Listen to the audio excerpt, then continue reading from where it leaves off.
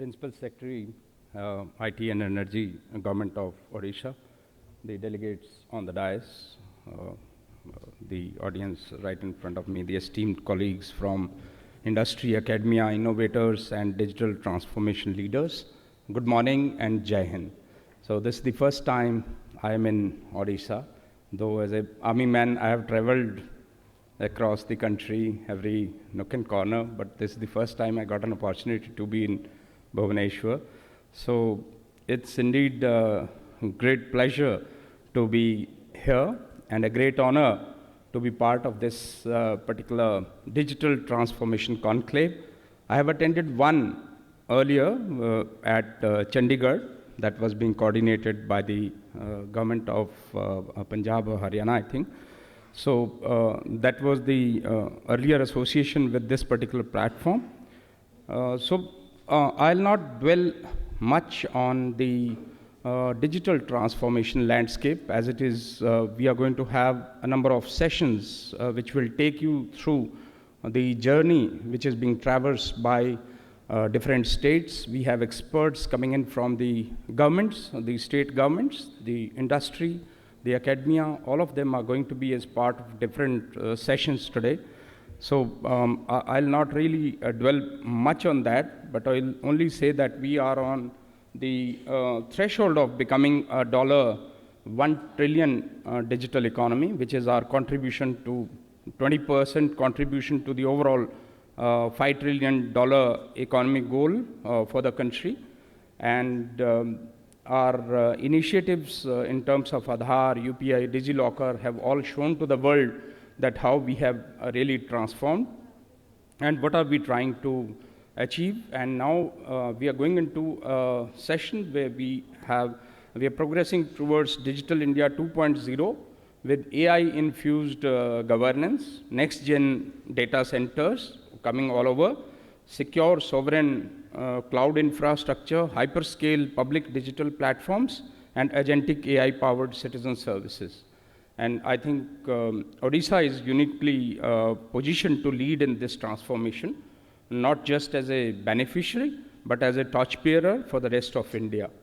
And with its leadership, with the policies with respect to the GCC, the opening up of the tier 2 talent hubs, the expanding of the digital skilling across districts, building a foundation for trusted digital services, adopting AI across key sectors such as health, agriculture, disaster management, education, and leading in the industry, energy, digitization, disaster resilience, and inclusive e-governance. I think Odisha is well poised to take a lead and become a digital lighthouse state for the rest to follow.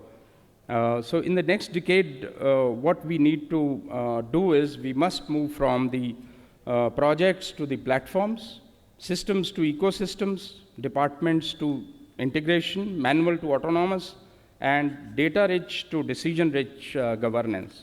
So digitally we have transformed and we are transforming. I think we have another decade to get into the AI data cities. A lot of effort is being put in, a lot of investments are coming in from the big players into our states, and I think we are doing a great job as far as the digital transformation is concerned.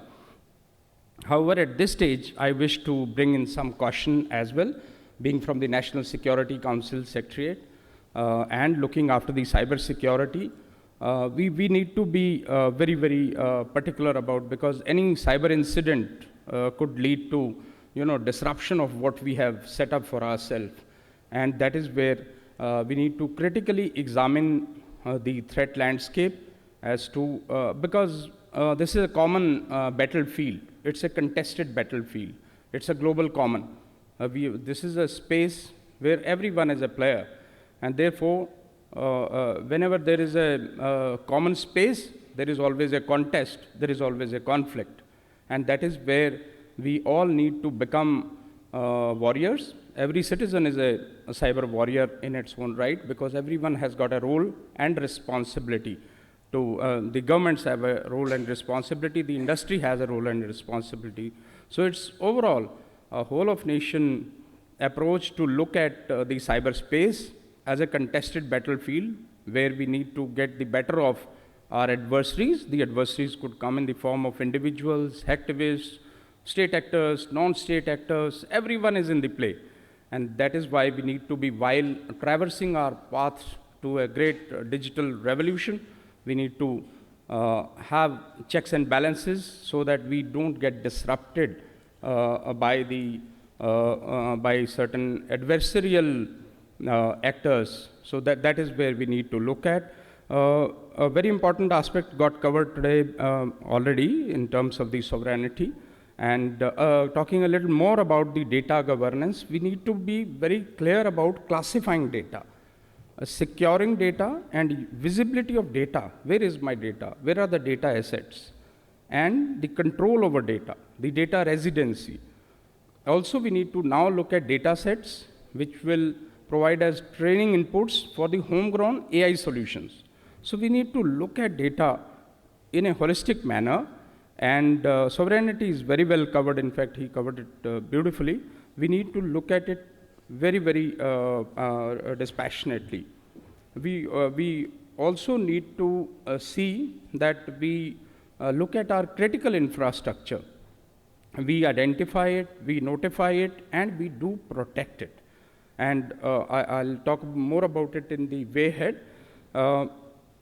And also we need to implement the guardrails which are applicable to the protection.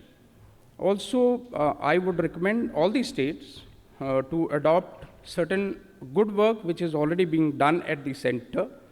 We have an organization which is the nodal agency for protection of critical infrastructure, which is NCIIPC, National Critical Infrastructure Protection Center.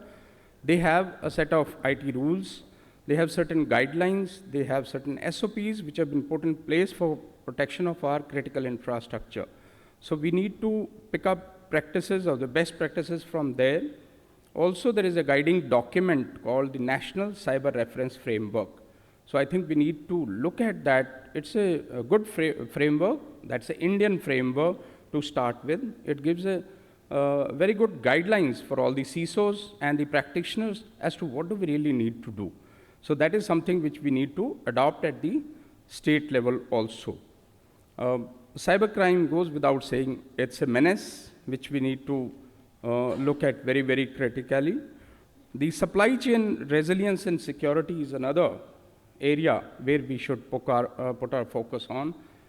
Analyze the trusted sources, the trusted products. We need to look at the sourcing, the diversification of the sourcing, the security of the complete supply chain is something we need to really look at. Also, our reliance on the foreign vendors is something as a state government or as a state government machinery, we need to really look at that. Just to give you a small example in terms of, as a state, are we really looking at, let's say, Windows 10 footprint in the state today? The Windows 10 has already been end of life, end of support, and therefore the Microsoft will facilitate going to Windows 11. But are we really prepared to go to Windows 11? How about our legacy systems, legacy hardware, legacy applications? How do we really do it? What is the overall footprint? Has the attack surface increased? How much has it increased? So we need to take a complete stock of this particular, just as an example. And similar other issues we need to really look at very, very critically. So having said that, I think what's the way ahead? So I had few recommendations for the state and all the states. I think it's time that we set up a state cybersecurity center, which is an umbrella organization which has state CERT, the SOC, Security Operations Center, State CII Protection Center. Similar to the National CII Protection Center, we have a State CII Protection Center. Then the linkage to sectoral CSIRTs. So it becomes an umbrella organization. We can name it as State Cybersecurity Center. And obviously adequately staff it with the HR, with the budget, with the resourcing, all that has to be done. The second recommendation of mine is with respect to allocation of business rules. At the center, as you may be aware, some of you may be aware, on the 26th September last year, there's a clear allocation of business rules which have been amended with a clear delineation of responsibilities between MeitY, DOT, NSCS, and Ministry of Home Affairs, with MeitY supporting the cybersecurity to the ministries and departments, the DOT looking at the network cybersecurity, the MHA looking purely at cybercrime, and the National Security Council Secretariat looking at the overall coordination and strategic direction. And consequent to the allocation of business rules amendments, there is also a National Cybersecurity Authority which has been formed, which has started functioning. So on the similar lines, I think there's a need for all the states also to carry out allocation of business rules on similar lines what has been done at the center. Just an idea, just for consideration. Another area is the cybercrime being a state subject.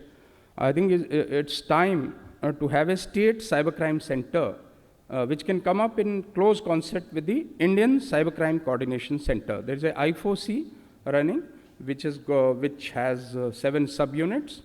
You must be aware of the NCRP, the National Cyber Crime Reporting Portal, where all the reports are logged in. Also, there is a helpline called 1930. So that's being beautifully coordinated, though there are about 7,000 complaints every single day. So the scale is huge, and the capacities are not that much. We need to really build our capacities also to that extent. So I think it's time that we do have a state cybercrime coordination center on the lines of I4C. Capacity building goes without saying that, in fact, the previous speaker also touched about the talent and the skilled workforce. Whatever technologies we can bring in, the man behind machine will always remain supreme. That is my conviction. And therefore, we need to have, build our talent, build a skilled workforce. We can also explore in this regard, there is a Quality Council of India, which has come out with a conformity assessment framework, which talks about certifications and accreditations of bodies, as also it talks about certification, the Indian certification for the HR or the professionals. So we all need to, I think, read it up, and that is something which the states can also adopt. I think the last point is with respect to Atmanirbhar Bharat, goes without saying that we need to encourage our Indians cybersecurity startups, which are linked to the DSCI, and the data is available on this on the Tech Saga. And while we can start with smaller solution on the non-critical sector, and once we have built adequate trust and confidence, we can build those solutions for our critical sector as well. So we need to look at the startup ecosystem in a big way and become self-reliant. And allocation of budgets is something very critical. I think we need to apportion some part of the IT funds, say to the tune of 15% or 20% towards cybersecurity, or we have a separate head. Even it can be considered to have a separate head for this particular thing. So I think with those thoughts for consideration of Odisha and also for the rest of the states, we could look at these things very critically and consider and examine these issues to come out with our own roadmap on plan. So with that, I would like to thank the organizers for giving me the opportunity to speak on some of the important issues which pertain to all of us at the center and state. Thank you very much. Thank you. Jai Hind.